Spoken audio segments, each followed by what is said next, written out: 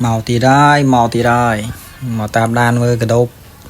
ngày nắng dụng đập pram ngày hay đập pram ngày vì so bàn bay đón ấy bằng con mưa này khơi về thông thoát ló so bàn bay đón là nên cái hai tha bẹt lạp cãi không con bẹt lạp cãi hay về bậc trắng về bàn trời ngày vì hà ngày cái đâu sầm khăn bom pot cứ về trời cam và lư ngày đó ấy bằng con về bậc đòn mong buồn mong đọc nó cứ lọ mà tên sầmรับcái đó cứ về lư ngày nó cứ lọ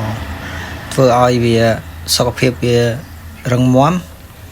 vì hà luôn đấy vừa ai xa ra bên cây vì rừng á đi chia cái đó tầm sọ nhẫn vì tuần chẳng đó về bàn hà ngày vì trời lư ngày đó cứ vì chập rừng móm chập khla khom mờ đấy là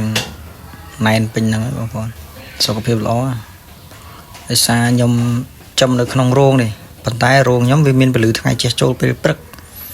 អញ្ចឹងដល់ពេលថ្ងៃចេះចូលដល់ពេលមេឃភ្លៀងគឺវាអត់ត្រូវទឹកភ្លៀងទេ